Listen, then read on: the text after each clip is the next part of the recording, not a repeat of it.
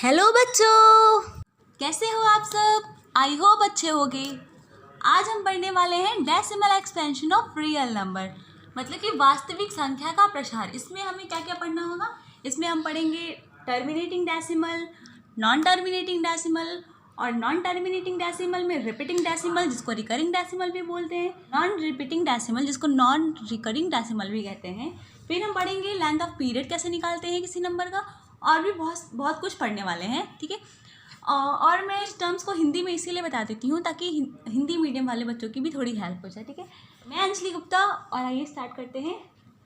Decimal expansion of real number, मतलब कि वास्तविक संख्या का दशमलव प्रसार। एक्सपेंशन ऑफ रियल नंबर में सबसे पहले आता है टर्मिनेटिंग डेसिमल।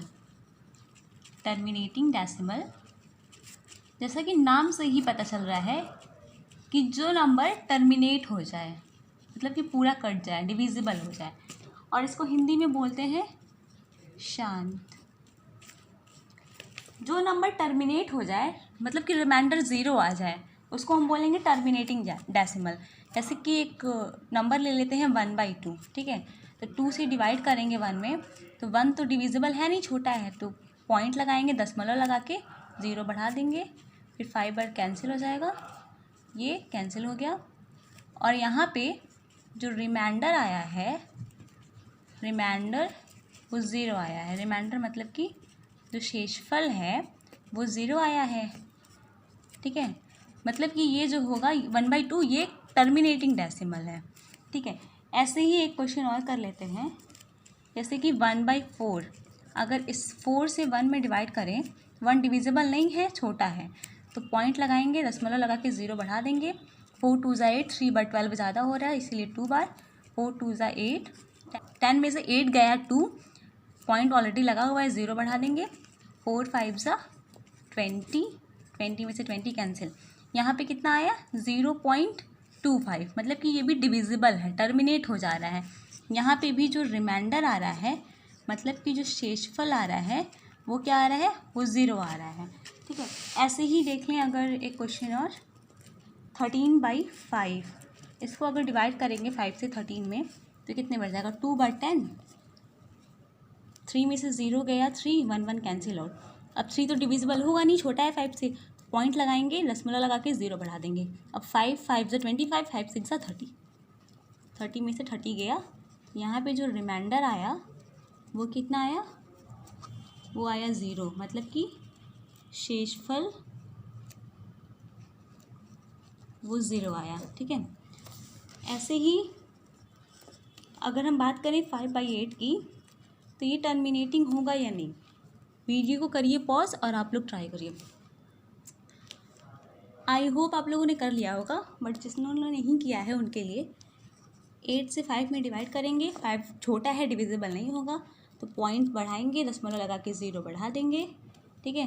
तो फिर 8 7 ज़ा 56, ज़्यादा हो रहा है, 8 6 ज़ा 48, 6 बार 48, ये 0 में से 8 जाएगा नहीं, कैरी लेंगे, 10 में से 8 गया 2, यहाँ 4 बच गया, 4 में से 4 गया कैंसिल आउट।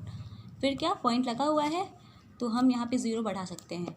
अब 8 2 ज़ा 16, अब 10 में से 6 गया 4, कैंसिल आउट 0, 8 5 ज़ा 40, कैंसिल आउट हो गया।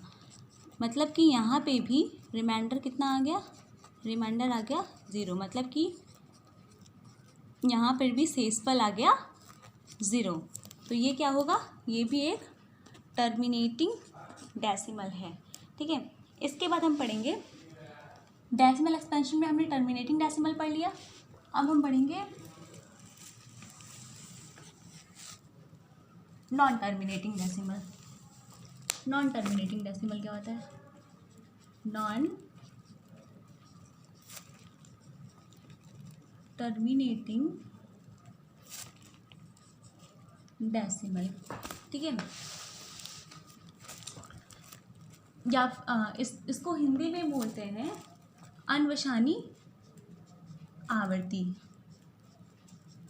अनवसानी आवर्ती, ठीक है। जैसा कि नाम से पता चल रहा है नॉन टर्मिनेटिंग, कि जो नंबर टर्मिनेट ना हो, डिविजिबल ना हो, रिमाइंडर ज़ीरो नहीं आएगा, टर्मिनेट नहीं होगा, मतलब टू टर्मिनेट। नॉन टर्मिनेटिंग जिसको अनवशानी आवर्ती भी बोलते हैं। अब इस नॉन टर्मिनेटिंग में क्या क्या आता है? इस नॉन टर्मिनेटिंग में आता है आपका रिपीटिंग डेसिमल, रिपीटिंग डेसिमल जिसको हम रिकरिंग डेसिमल भी बोलते हैं, रिकरिंग डेसिमल, और इनको हिंदी में बोलते हैं अशांत आवर्ती, अशांत आवर्ती। रिपीटिंग डेसिमल जैसा कि नाम से ही दिख रहा है, आपको पता चल रहा है, जो नंबर रिपीट करे, ठीक है, उसको हम बोलेंगे रिपीटिंग डेसिमल। जैसे कि अगर हम 1/3 की बात करें, तो अगर हम 3 से 1 में डिवाइड करेंगे तो ये डिविजिबल नहीं होगा, छोटा है 1, पॉइंट लगा के दशमलव लगा के 0 बढ़ा देंगे, ठीक है। तो 3 3 ज़ा 9, 3 बार कैंसिल होगा, 10 में से 9 गया 1, फिर 0 बढ़ाएंगे, फिर 3 बार, फिर 9, फिर रिमाइंडर 1, फिर 0 बढ़ाएंगे, फिर 3 बार, ऐसे ही बार बार रिमाइंडर 1 आते जा रहा है, ठीक है। तो यहाँ इसकी बात करें अगर, तो इसमें रिमाइंडर क्या आ रहा है? रिमाइंडर मतलब कि जो शेषफल है वो रिपीट करे जा रहा है। क्या क्या आ रहा है? पहले आया 1, फिर आया 1, फिर आया 1, ऐसे ही रिपीट करते जा रहा है रिमाइंडर, ठीक है। तो ये क्या होगा? Repeating decimal. रिपीटिंग डेसिमल अगर हम बात करें 1/3 इजिकल टू क्या लिख सकते हैं? 0.333, ये रिपीट करे जा रहा है। इसको हम और लिख सकते हैं, 3 ही रिपीट कर रहा है बार बार, तो इसको हम लिखेंगे 0.3 का बार हमने इसलिए लगाया, बार इसलिए ये रिप्रेजेंट करता है कि 3 जो है रिपीट कर रहा है बार बार, ठीक है। तो ये हो गया रिपीटिंग डेसिमल।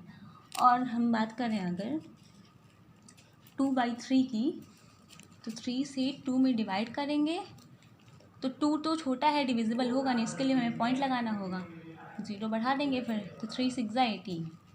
अब 10 में से 8 गया 2 और ये कैंसिल आउट, फिर 0 बढ़ाना होगा, फिर 6 बार, फिर 18, फिर 2, फिर 0 बढ़ाया, फिर 6 बार से आएगा। ऐसे ही बार बार देख रहे हैं हम कि बार बार रिमाइंडर जो है रिमाइंडर 2 2 2 आते जा रहा है, ठीक है। तो रिमाइंडर यहाँ पे आ रहा है 2 2 2, रिपीट कर रहा है। अगर हम 2/3 की बात करें तो आएगा 0.666, और ये 6 रिपीट किए जा रहा है, तो इसको हम लिख सकते हैं 0.6 का बार क्या रिप्रेजेंट कर रहा है कि 6 जो है रिपीट कर रहा है बार बार, तो ये रिपीट कर रहा है, तो इसको हम क्या बोलेंगे? 2/3 जो होगा ये क्या होगा? रिपीटिंग डेसिमल, ठीक है।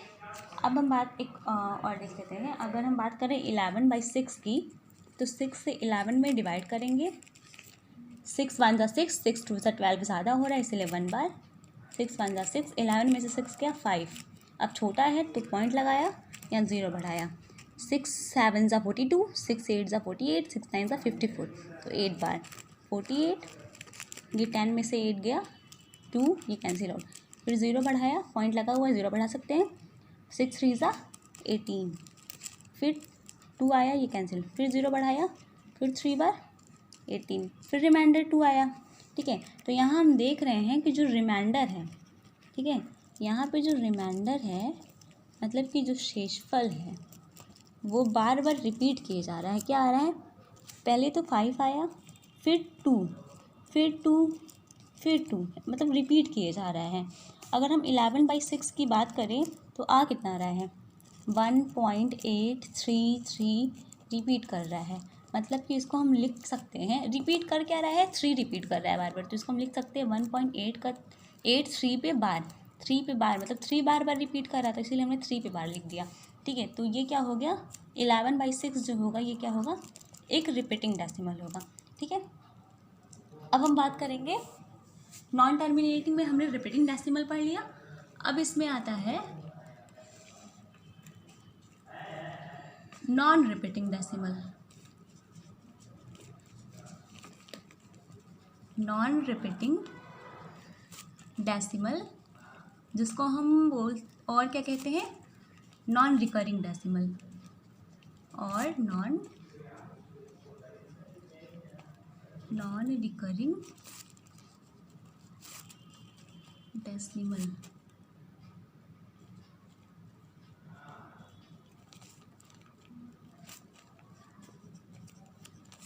ठीक है,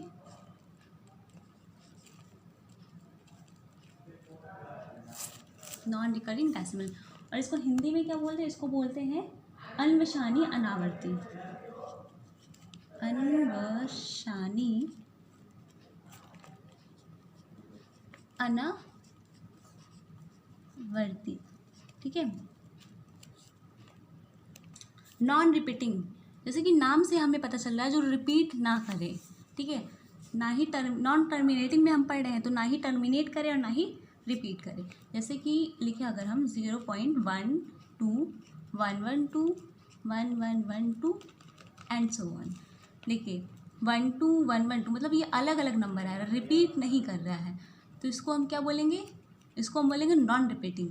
और टर्मिनेट भी नहीं हो रहा है तो नॉन रिपीटिंग और नॉन टर्मिनेटिंग। ठीक है, जैसे और बात करें अगर 0.10 110 1110। ठीक है, तो ये भी रिपीट नहीं कर रहा है, हर बार अलग अलग कुछ नंबर आ रहा है, रिपीट कोई नंबर नहीं कर रहा है, तो ये भी होगा नॉन रिपीटिंग। और अगर हम √2 की बात करें तो इसकी वैल्यू क्या होती है? 1.414 डॉट डॉट डॉट। सब टर्मिनेट नहीं होता है, बहुत ढेर सारी वैल्यूज़ आती जाएंगी और रिपीट भी नहीं कर रहा है। ठीक है, तो ये क्या होगा? ये नॉन टर्मिनेटिंग। जैसे बात करें √3 की, इसकी वैल्यू क्या होती है? 1.732 डॉट डॉट। ये भी रिपीट भी नहीं कर रहा, टर्मिनेट भी नहीं हो रहा है, मतलब कि ये क्या होगा? ये सारे नंबर्स क्या होंगे? नॉन रिपीटिंग डेसिमल या फिर नॉन रिकरिंग डेसिमल, जिसको कि हम अन्वशानी अनावर्ती भी कहते हैं। ठीक है, सबको ज़रूरत हो इस चार्ट की तो प्लीज़ बना लें। पढ़ा कोई नंबर टर्मिनेटिंग डेसिमल है या नहीं, इसको हम कैसे पता करें? ये हमने कैसे पता किया? डिवाइड करके। ठीक है, अब हम पढ़ेंगे कोई नंबर टर्मिनेटिंग डेसिमल है या नहीं बिना डिवाइड किए।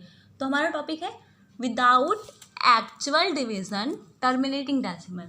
ठीक है, तो हमने एक रैशनल नंबर ले लिया 7/8। अब हम इस नंबर को हमें पता करना है कि ये टर्मिनेटिंग डेसिमल है या नहीं। इसके लिए हम क्या करेंगे? इसका डिनोमिनेटर लेंगे। ठीक है, इसका डिनोमिनेटर क्या है? 8 ले लिया। अब हम देखेंगे ये जो डिनोमिनेटर है ये किसका किसका फैक्टर है, तो हम यहाँ पे इसका फैक्टर निकाल लेते हैं। 2 4 ज़ा 8 एंड 2 2 ज़ा 4 एंड 2 1 ज़ा।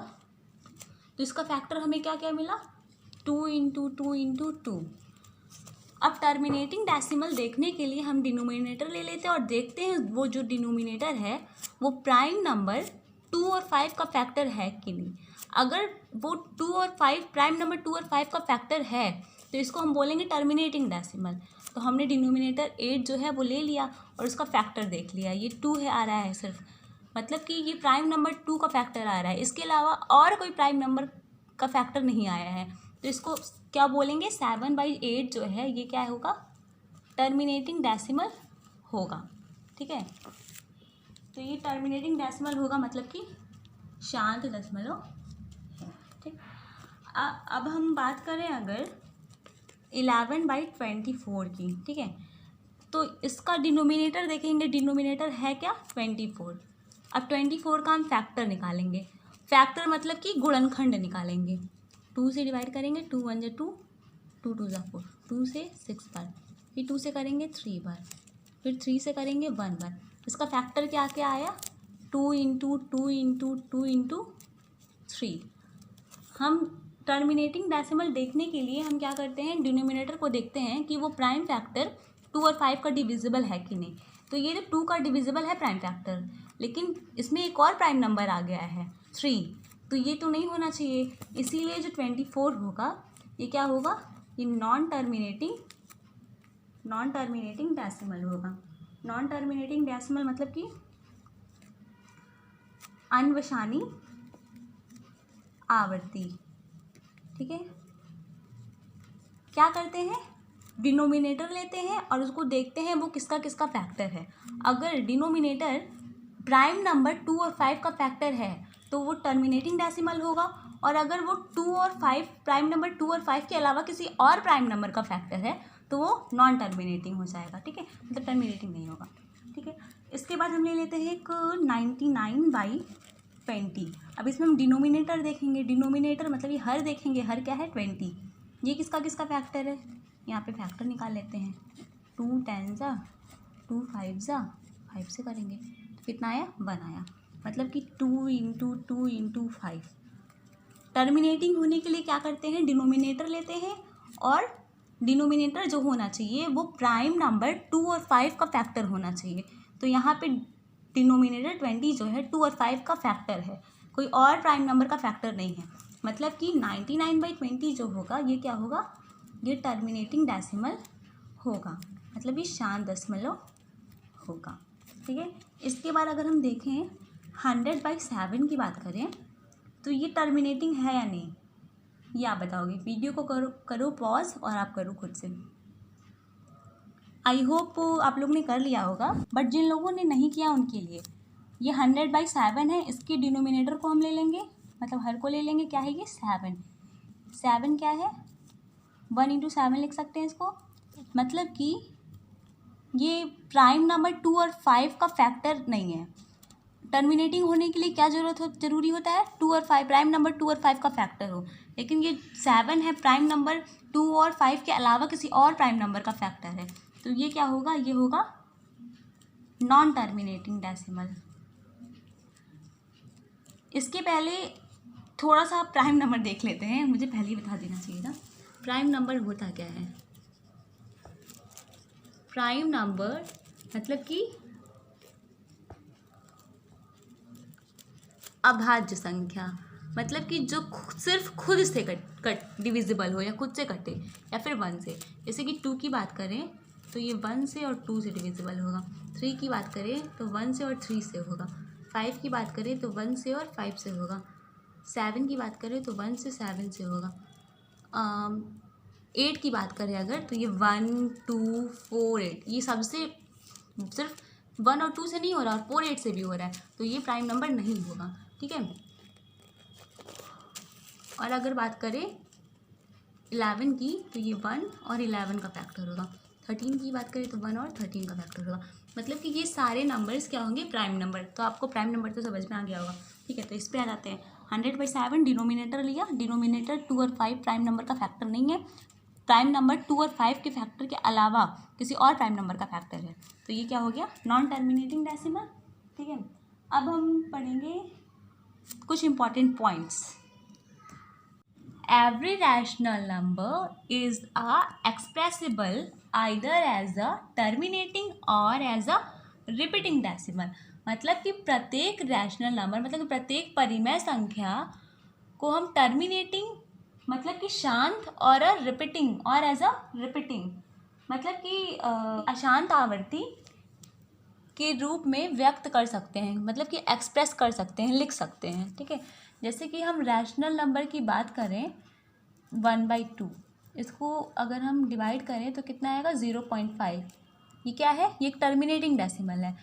ये रैशनल नंबर को हम टर्मिनेटिंग डेसिमल के रूप में एक्सप्रेस कर सकते हैं, लिख सकते हैं। यानी रैशनल नंबर अगर हम ले लें 1/3 तो इसको हम क्या लिख सकते हैं 0.3 बार। ये रैशनल नंबर है और ये रिपीटिंग डेसिमल है, मतलब रैशनल नंबर को हम रिपीटिंग डेसिमल के रूप में व्यक्त कर सकते हैं, लिख सकते हैं। ये मैं आपको आगे के लेक्चर में बताऊंगी कैसे होता है।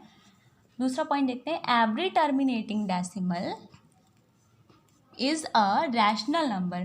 प्रत्येक टर्मिनेटिंग मतलब कि शांत दशमलव नंबर जो होता है, संख्या जो होती है वो परिमेय संख्या होती है।